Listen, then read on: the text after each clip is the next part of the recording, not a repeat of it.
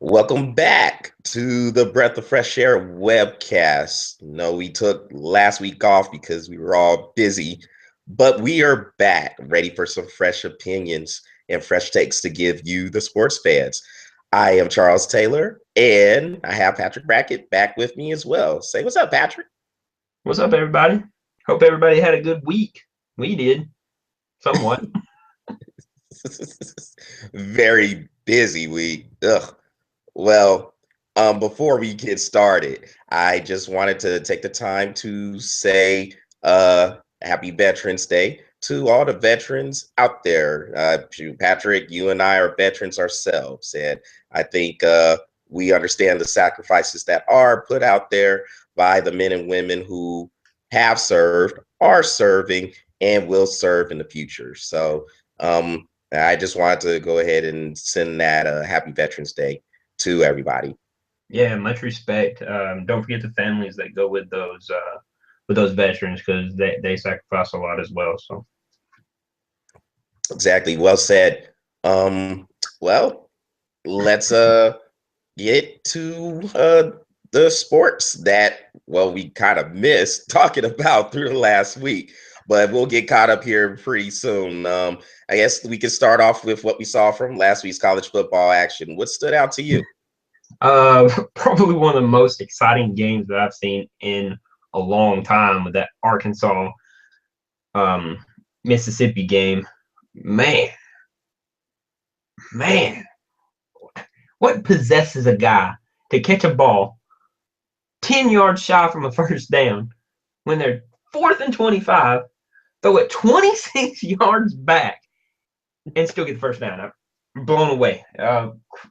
Crazy play. I don't even know how to say. I don't even know what to say about it except for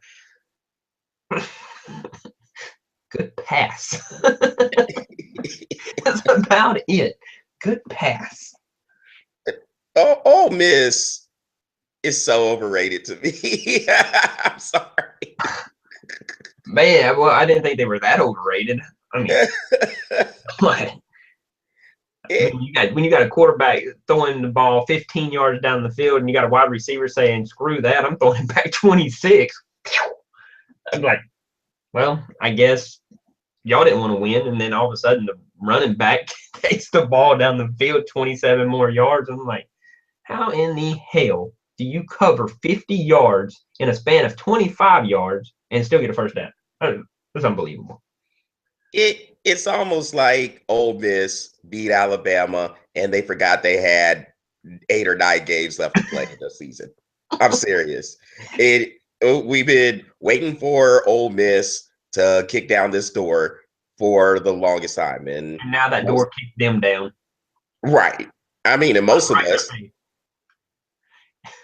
and that door is laughing. I'm laughing. and most of us, I mean, hey, said to ourselves, hey, they didn't beat Alabama, won in Tuscaloosa this year. They're like, hey, okay, Ole Miss, they arrived. No, not so much. Got blown out in Florida, got blown out in Memphis. Well, not necessarily a blowout, but Memphis beat them solidly.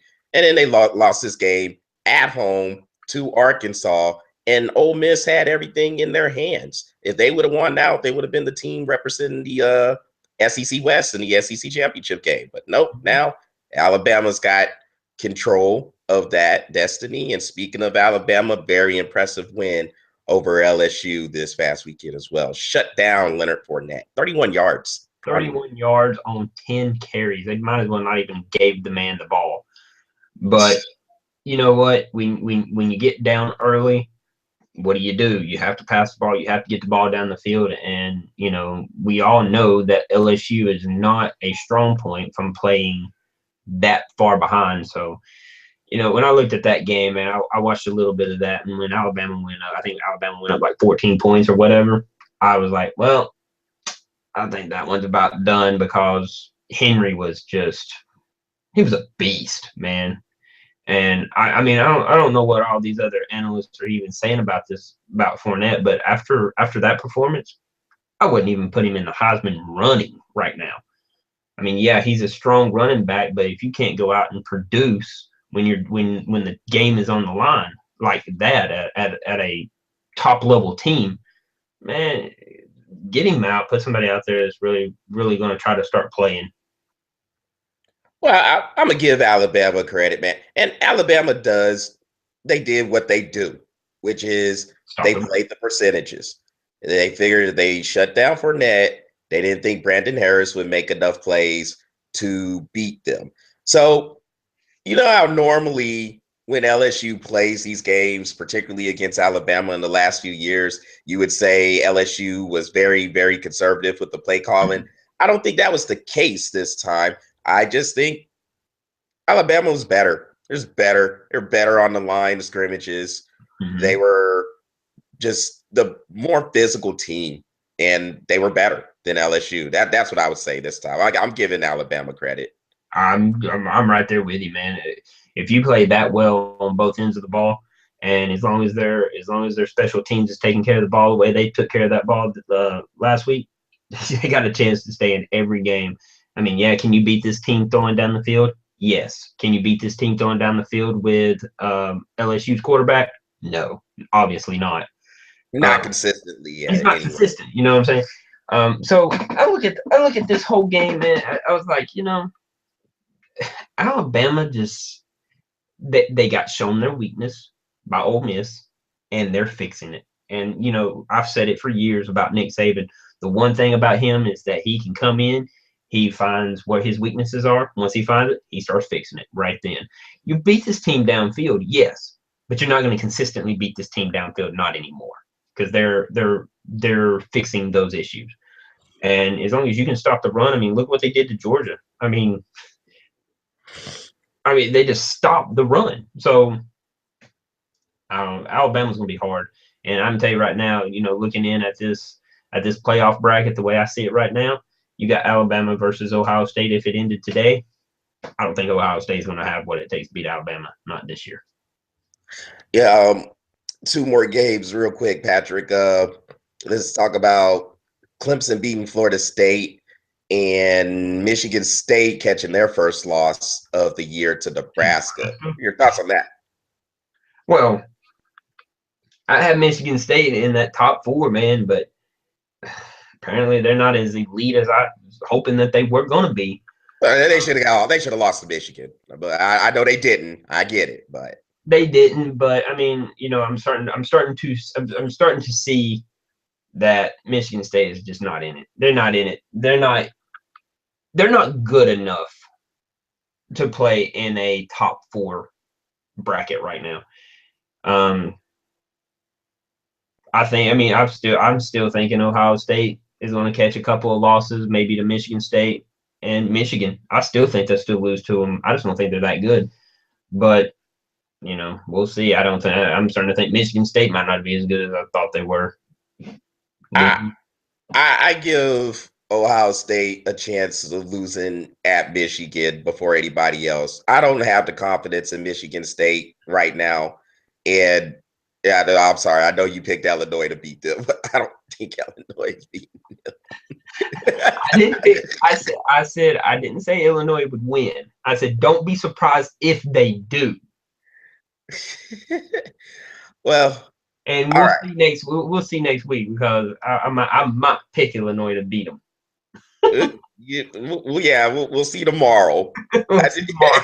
Because they play this week. Ohio State is at Illinois this week. So but yeah. Um yeah, Michigan State. Yeah, I just think it would probably a little bit overhyped for the win over Oregon. Oregon isn't that good this year. And then the game at Michigan told me a lot because I just felt like it looked to me like Michigan was the better team. They were just the better team that day, but they had one of those crazy plays happen. And Yeah. Michigan State took advantage of it and scored off of it.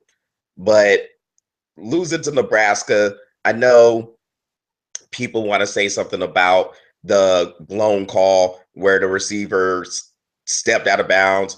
They said he was pushed out, but he really wasn't. Look, man, Michigan State was winning the whole time. They were leading the whole game. They shouldn't have let it get to that point. So, whatever. Yeah. Stop trying to blame the refs every time something doesn't work out. These people make me sick. Michigan State got beat. Plain and simple. And you can't sit and I mean, I hate when people blame the refs for dude. It's like this. Plain and simple. You have your chances to win. Don't put the game in the refs' hands. You know, we say it all the time, John.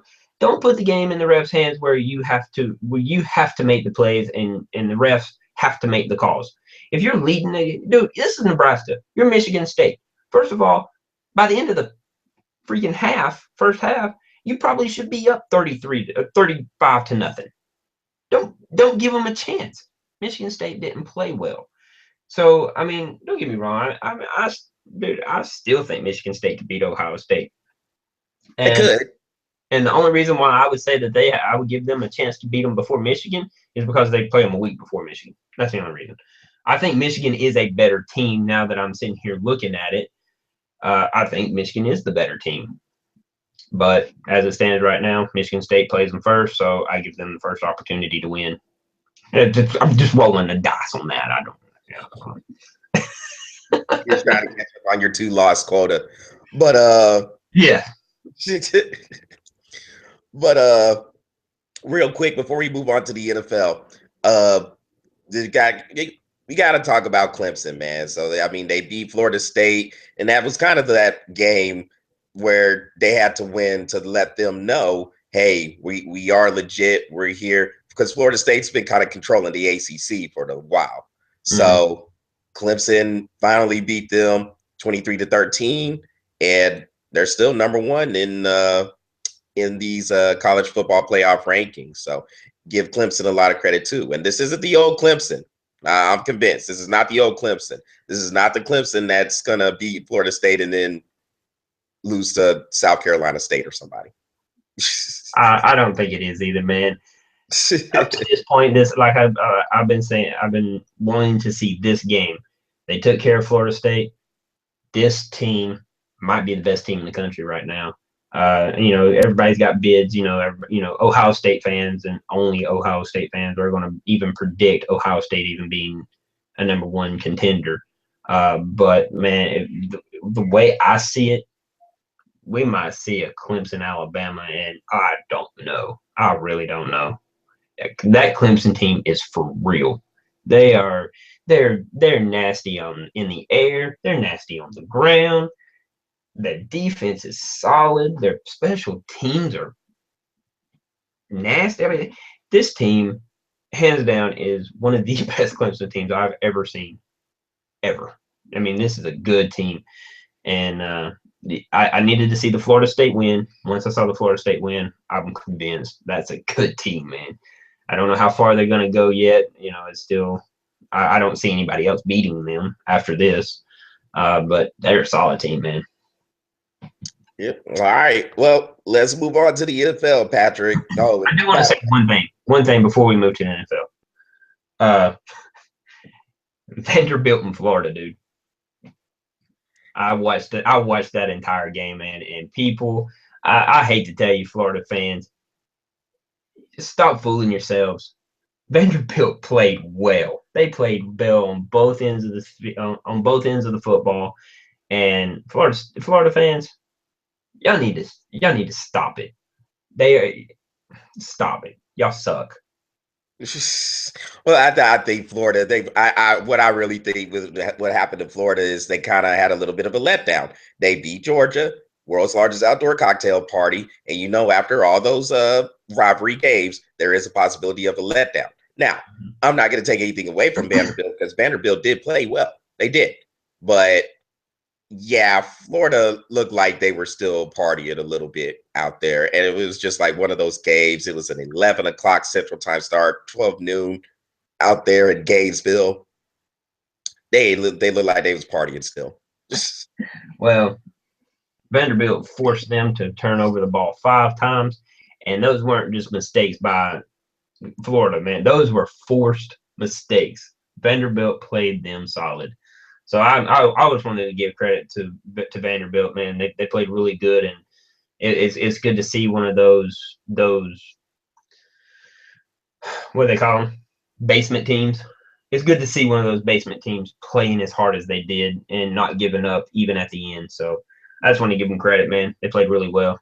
Yeah, Florida may still be partying, but you know, they probably should have stopped partying. All right. Well, what was your takeaways from the NFL?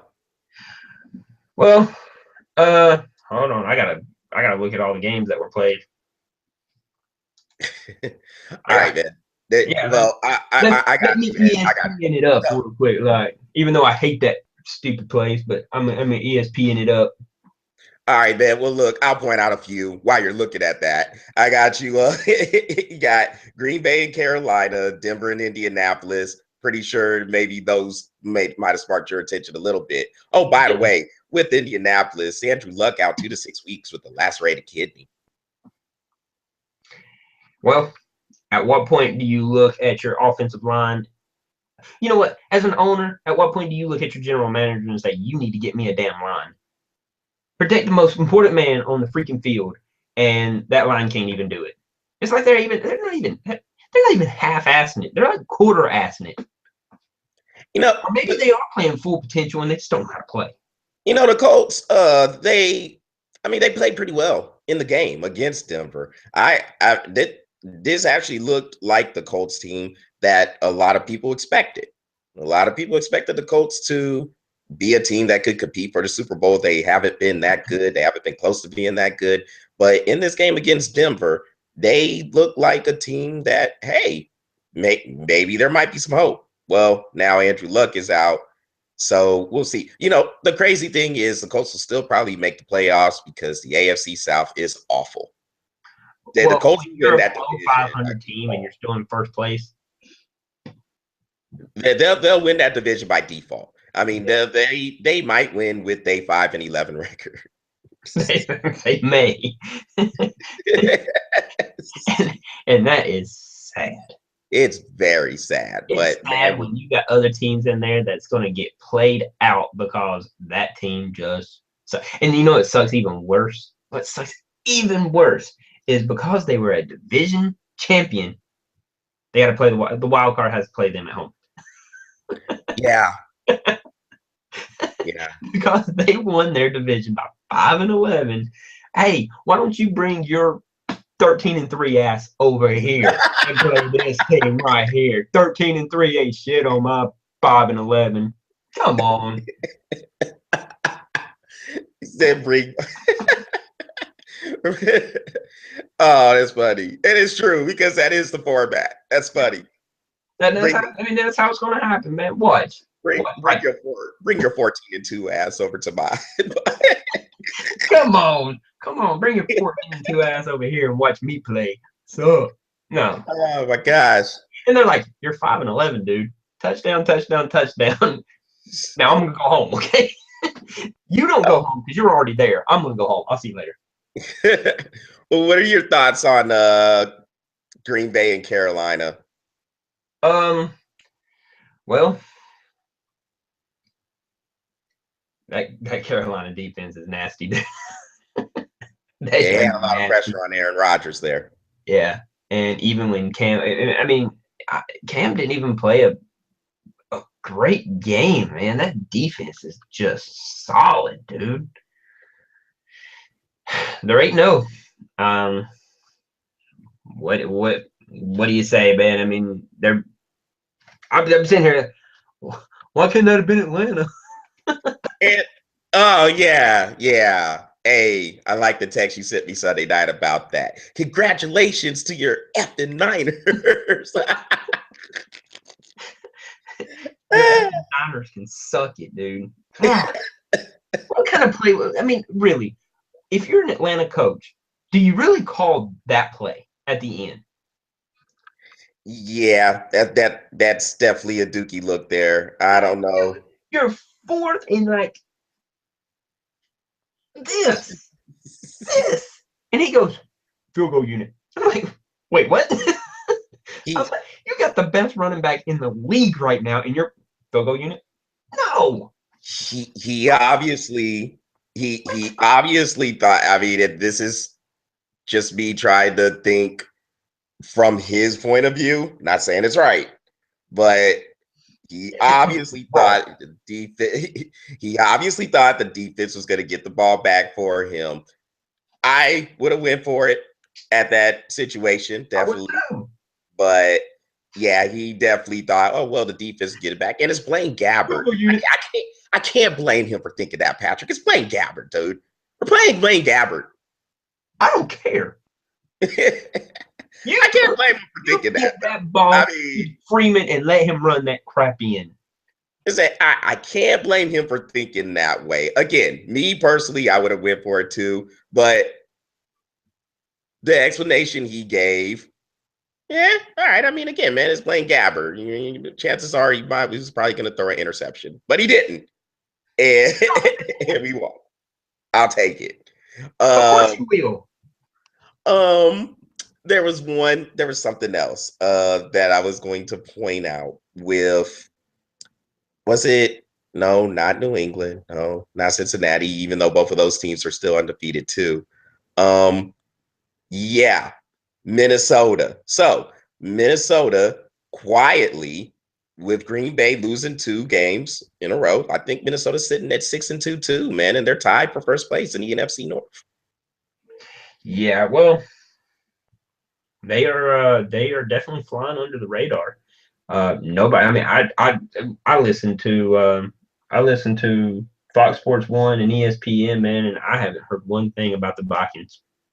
And One it's thing. crazy because they're just doing their thing They're quietly. just doing their thing quietly, and I'm gonna tell you right now, man. People like us, me and you, we see that. We see that, and dude, they're just doing their thing. And when you're playing, you're not. There's no hype around you. So you get to just play laxed football. And that's what they're doing. And a team that is playing laxed football that is not expected to win that division because of Green Bay, what do? You just play football. And that's what they're doing. And they're doing a damn good job of it, man. 6-2. Ready for the second half of the season. And I mean, I'm what they have. I think that don't they have a bye week this week? No, actually, they're playing at Oakland. I think that will be an underrated good game. I think it Actually, will be too. I think it will be too. Because um, yeah, I think that's going to be a very underrated good game because I don't people still not bought in on Oakland yet, man. And Oakland is, I mean, they're a 4-4 team, man. This is a huge increase on what they were last year, the year before, and even in the past, man. This team is actually coming out to play, and even in the 4 losses that they've lost, they're still competitive. I mean, they're still competing.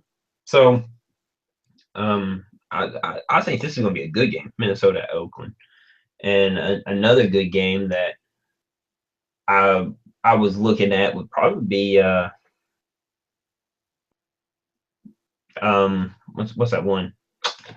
Here, let me look it up. well, Uh, Jacksonville and Patrick, Baltimore. Jacksonville and Baltimore. I'm telling you, man, Jacksonville's looking better and better every game. And I mean, I know they're 2-6, but they're looking good, man. They're going to get their third win. They'll get their third win this week. well, Patrick, we'll do the preview show a little bit later on. A little I bit later on. know, but still, it's. I mean, there's a lot of good games, man. Um, Carolina and Tennessee. I mean, that's probably not going to be that good of a game, but No, no. but watch Tennessee. They'll make that game interesting. I bet. Yeah, What? they might make it a little bit competitive, but no. Oh, we have to talk about Patrick. We got to switch subjects here, so we have to talk about the Golden State Warriors. Okay, I want to talk about them real quick and switching sports. Actually, we're talking about basketball now, but want to talk about them because they are 9-0. There's been some talk about them potentially going 72-10 or close to 72-10, which was, of course, the mark reached by the 95-96 edition of the Chicago Bulls with Michael Jordan, Scottie Pippen, and Dennis Rodman. And of course, they won the title with that team as well. Golden State won 67 games last year in a loaded Western Conference. It does look like, even though it is just the first month of the season, they might be better than that team that won the title last year. So, Patrick, do you think 72-10 is possible? With this team, yeah. I do. I mean, anything is probably, there's a lot of teams that, that you can ask this about in the past. And I can tell you, the first time in a long time, I think this team can do it. I mean, you got a really smart man in Seth Curry who is running the basketball. He's running that offense like freaking a master at it. When you got so you got Seth Curry, you got Green, and what's the other guy's name? Thompson. I mean, dude, these guys are just phenomenal. And then you got Iguodala coming off the bench. I mean, this dude is. I mean, he's a legitimate 6-man award. And anytime you ever look at, I mean, wasn't he 6-man award last year? He won the MVP. He won the MVP. Well, he won the MVP. Finals MVP. Yeah. So I mean, you got that man coming off the bench. I mean, this is a loaded team again, and and I think they only made a few additions, but it was additions that were going to make this team better. Yeah, I think they could do 70. I think they can do 72-10. Yeah, I mean, if they continue on this stretch, yeah, I don't think it's out of the conversation at all. I mean, again, man, they won 67 games last year. And I think if you have a Steph Curry who is better, if you have a Klay Thompson who is better, Harrison Barnes. Oh yeah, I forgot about Harrison Barnes.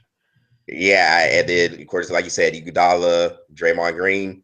Yeah, it's really scary what this team could do. Now, again, I'm on record. I got San Antonio coming out of the West. I still got Case. I still got OKC. Yeah, but oof, yeah, it makes it interesting now. Yeah, because OKC be putting it on teams, and then they turn around and lose to freaking what's the team they lost to? Well, Toronto beat them last week, but Toronto's like undefeated too. I think. No, they lost one. No, Toronto garbage too. Yeah, you remember when we had that? They're undefeated. No, they got beat by the Knicks. The Knicks beat them last night. Oh, that's the game I was talking about. Then that's who I thought. I was like, that's garbage. That's why I could not give any faith to the Raptors. That right there. Yeah, let's go to OKC and beat the Thunder, and then let's come back home and lose to the Knicks. Garbage. Garbage. It sounds like Atlanta. They do that crowd. They're notorious for that. They're like, wait a minute, hold on. Let's go and beat like Memphis, OKC, San Antonio, and then we're going to go back home and we're going to drop one to Philly. All right. I'm like, it's freaking Philly, dude. This team isn't trying to tank against you, and you're like, screw that, Brick. What are you doing? Well, Patrick, I'm going to guard this guy or not. Well, Patrick, to be fair, it's still the Dicks. All right, I mean, we don't want to take that away. To be fair, the Dicks, I've seen them play a couple of games, and they're fighting. They are competing. That dude Porzingis, he might be better than a lot of people thought. And remember, a lot of people laughed at Phil Jackson for making that draft pick, but right now, Porzingis looks all right. So I have no business going to Toronto and beating the Raptors, but I'll give the Knicks a little bit of love. I mean, but I ain't giving the Raptors none. Don't. I was looking at Porzingis too, man. I mean, dude, I was surprised when I would pick this guy up for $3,600 on one of my fantasy leagues on FanDuel. Picked him up for $3,600, dude, and the dude dropped 43 points. I was like, money. I ended up winning like $60, dude. I was like, buckets. Well, speaking of fantasy, I want to go on a little rant about fantasy football league owners. Well, fantasy football team owners. I understand a lot of people put a lot of time into these leagues, a lot of time into managing their teams. But if you're going and you're applauding when one of the players you had on a team that you drafted because you thought he was going to do something for you, when he gets hurt, and now all of a sudden you're like, glad he tore his knee up, glad he broke his shoulder or whatever it is. You're a moron. You are a moron. You should not be taking it that seriously. You are dumb. I don't care who knows. You are dumb. You need to get more of a life. That's all I'm saying. That's all I'm saying. That's all I'm saying. I know. You know what? I hope that guy loses every bit of his money for saying something stupid like that. All right, look, I hate on a lot of players, man. LeBron James, I can't stand him more than anybody.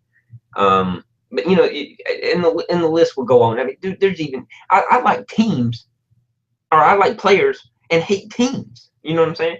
But I'll go on rants. But I can tell you right now, man, I'm not sitting here wishing ill will on LeBron James. I'm not sitting here saying, man, I hope he breaks his back and paralyzed for the rest of his life because he only put up 38 fantasy points instead of his 42, and I would have won $1 million. No, I'm not going to do that. You know what I'm saying? I will say this: that little bastard sucks. I'll say that. You know what I'm saying? But I will not tell him he needs to break his arm or anything. You know what that dude needs to be? He needs to be taken out and whipped with a plastic bat. By his nipples and whipped with a plastic bat. That's what he needs. The dudes who are coming out saying all this stuff. Yeah, every one of them. Yeah. And give me the plastic bag because I'm going to pummel them with it. And that's where I'm coming from with it, Patrick. I mean, are you that serious about it to where you're just wishing ill will upon players? And then if they don't do something for you, let's say they have a 3-4 game streak where they're not putting up the numbers you thought they would.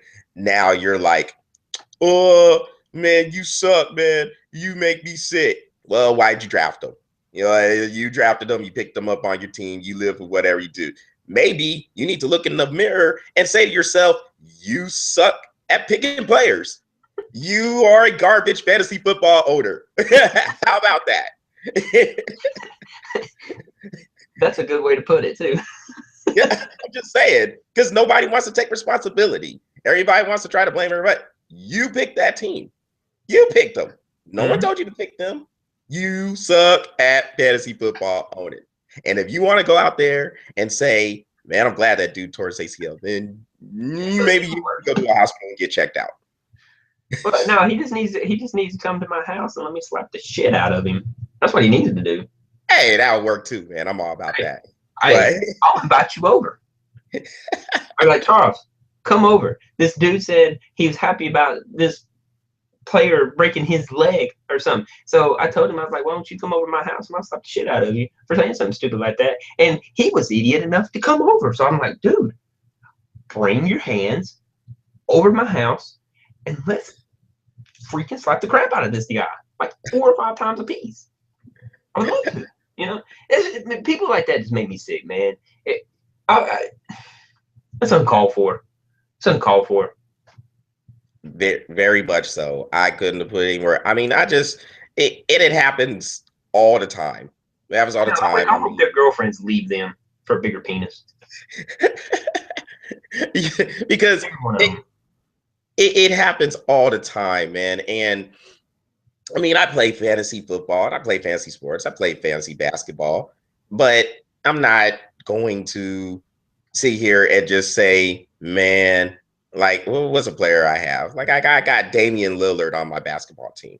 And if he has an off shooting day, yeah, you know, I mean, very good player. One of the best point guards in the league. And if he has an off shooting day, I'm not going to be like, you know what, Damian Lillard, you suck. I'm cutting you, and I hope you tear your Picking up Rajon Rondo. Right. It's crazy. We got to get one good game. Yeah. It's crazy, man. God, what a waste.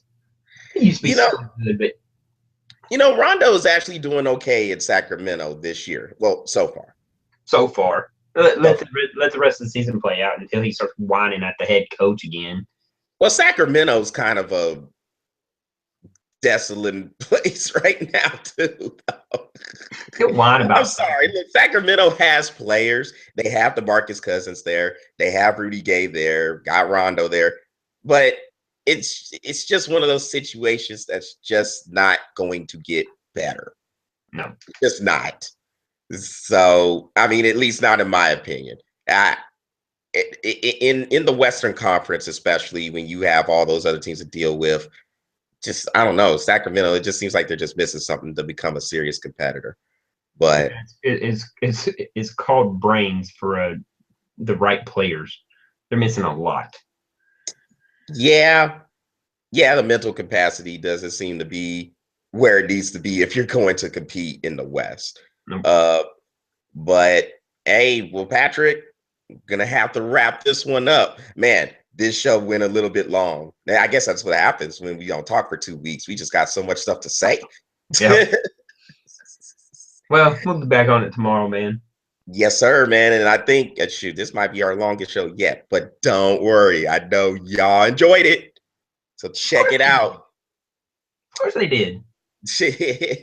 Got us back in the flesh. Told y'all we'll be back. So check us out later on in the week. We plan to come back with another show where we will preview the next week's college football and NFL action and whatever other hot topics come our way. Twitter and Instagram is coming. They said we just got kind of a little bit caught up with life, but that is all still in the works. Again, like us on Facebook, +1 us at Google. Check us out at YouTube, like the webcast. And is there anything else I'm forgetting, Patrick? Yeah, leave some comments, man. Don't forget the comments. We will respond to all comments, and whether we like them or not, you can hate us, you can like us. We're still going to respond. So you're going to get feedback. You know, we hope for feedback. You will get feedback. So. All right. Well said again there, Patrick. Well, I guess until next time, we're glad to be back, and we will return later on in the week. Until then, everybody take care. And once again, happy Veterans Day to all the vets out there and their families.